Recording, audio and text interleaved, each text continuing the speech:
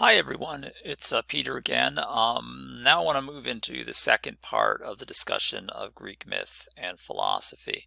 In the previous comments, I talked a little bit about the ways in which this element of a kind of critical, analytical, reflective approach began to emerge, possibly a little bit in the works of Homer and Hesiod themselves, and then certainly in the works of, although they are fragmentary and scattered a bit, in the thought ideas of the pre-Socratics, talking mostly about the 6th century or so BCE. And I mentioned a few characteristics that emerged in this period that would certainly cut against a kind of literalist, devout, kind of complete acceptance of Greek mythological events and personalities as real. For the next, for this talk, what I want to do now is talk about humanist philosophy and where that's going. Now, in humanist philosophy, we're talking about philosophy centered primarily not on the Ionian coast, but in the city of Athens. And in terms of its dates, definitely, I think we'd have to say centered in the 5th century through roughly the middle of the 4th. The primary characters involved for our purposes right now are Socrates and Plato. We could certainly include Aristotle in that regard, but I think in some ways that might be too much to try to get in a short talk. So we're going to focus primarily on Socrates and Plato, and particularly on Plato's achievement as a philosopher and how that links with mythology. Just a quick discussion of definitions here. So if we talked about the pre-Socratics as being natural or naturalist philosophers, that is to say they're looking for a kind of rational inquiry into the nature of nature, if you will, how nature works, where it comes from, what it's made of, those types of questions. And that can get quite abstract. Particularly, we mentioned the work of Heraclitus and perhaps even more so Pythagoras.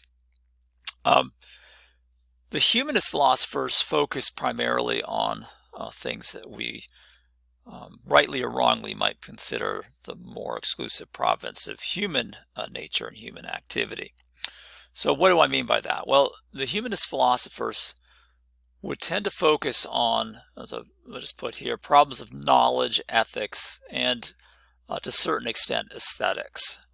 So let's go through those really quickly and try to understand what that means.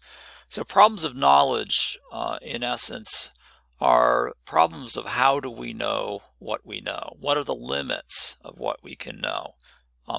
How do we know when we know something? What does that look like? This seems somehow redundant and almost fantastical, but it's actually quite important when we make statements that claim to be truth, that we think about the foundations upon which those statements are laid.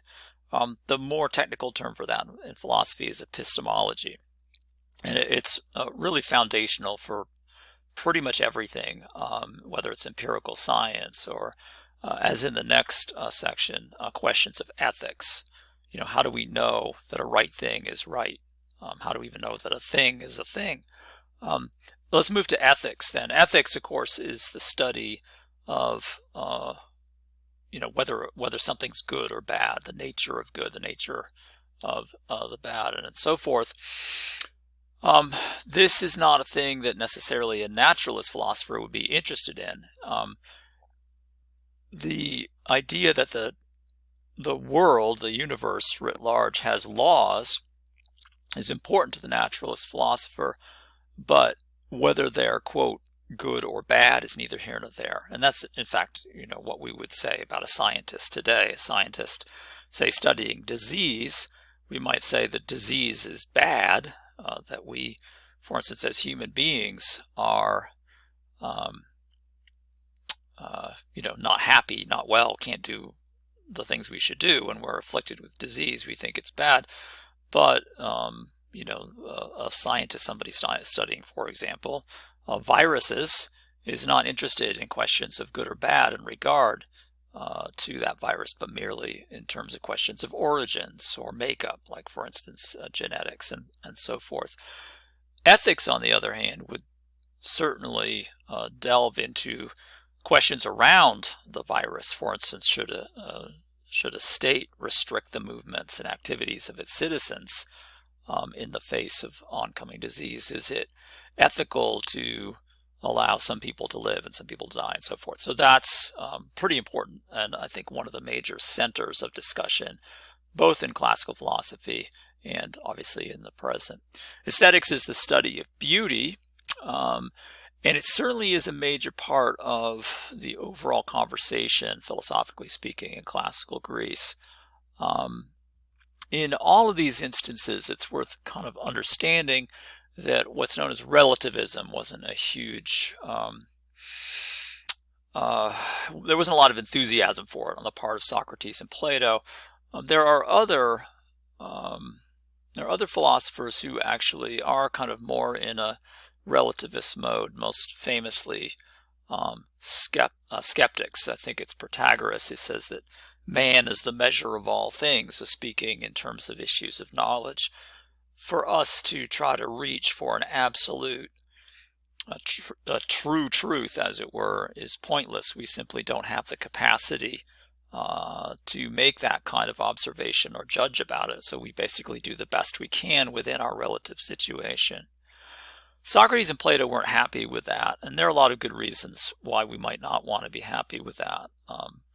Individual visions of truth or justice can often be pretty easy springboards for untruth and injustice, and so are we better off searching for an absolute and universal notion of truth and justice? Socrates, I would argue, certainly felt that was the case, and his sort of mode of operation was to engage in conversations with people to basically ascertain what the state of their knowledge, what the state of knowledge they had about certain topics, typically hinging on issues of knowledge and ethics. He's doing this in order to, in essence, lead a virtuous life. I think it's the best way of beginning to consider the process here. He wants to, in essence, know what virtue is, that he may live virtuously, and he wants advice from people, or so he claims, on what that would look like. Unfortunately, in so doing, he basically, at least as it's preserved in the works of Plato, the next character we'll discuss, he winds up undermining whatever claims those experts might have in regard to matters of knowledge and ethics.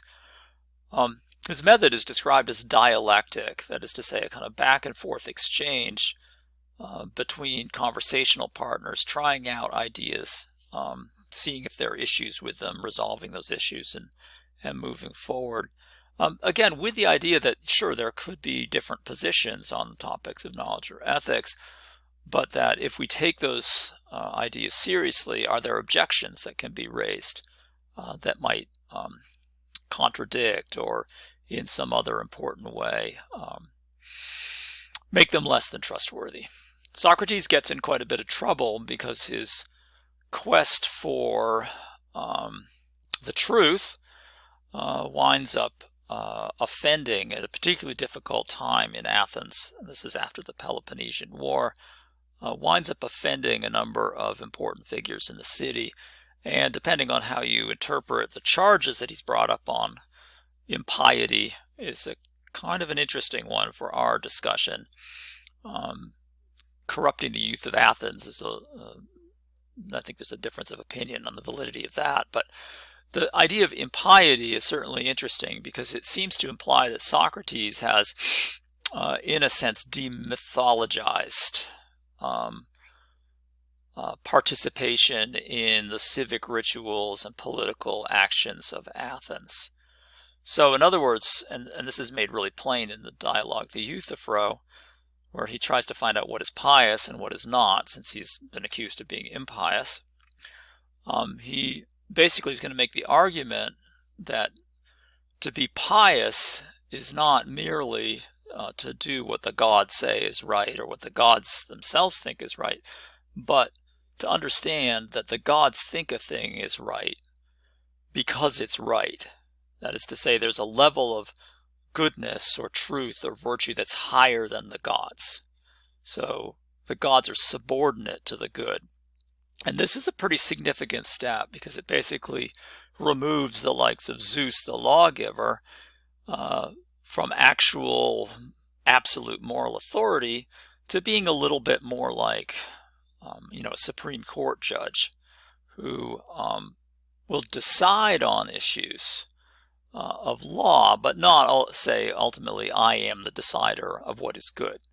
Okay, that all of the participants in the legislative, judicial, executive branches of government, take today's example, are working toward a higher level of good. They don't define it for themselves.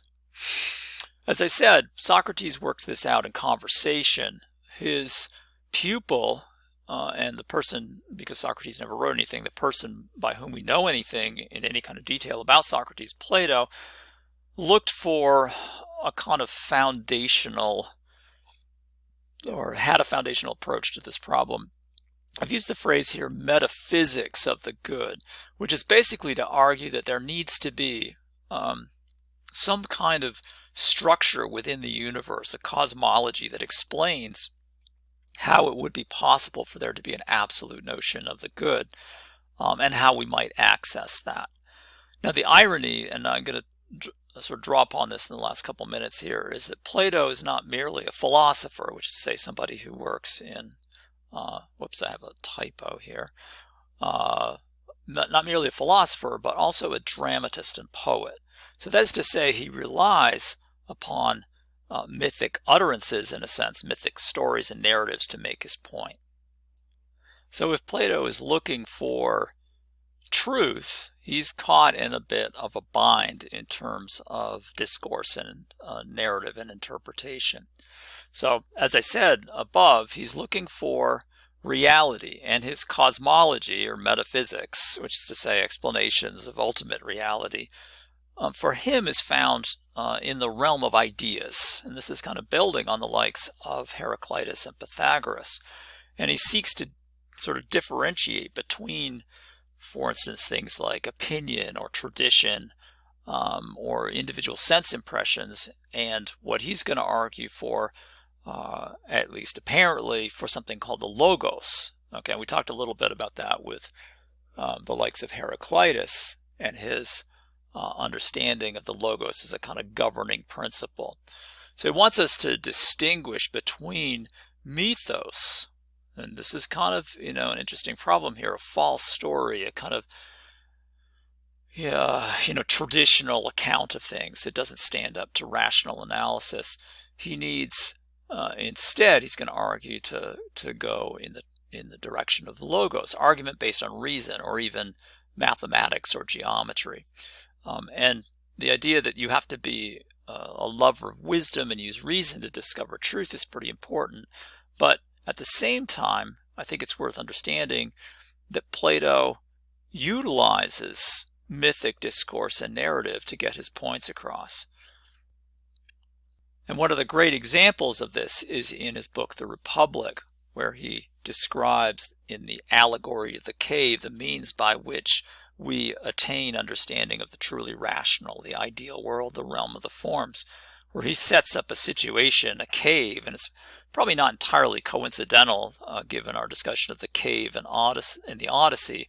The caves might well have been seen as sort of dens of unreason and irrationality, where these prisoners are forced to behold images and hear sounds, essentially perceived through the senses, illusory images that have been projected upon that wall by a fire. The process of true knowledge is attained by escaping the cave and going out into the sunlight, where we behold the true source of light, the true source of knowledge.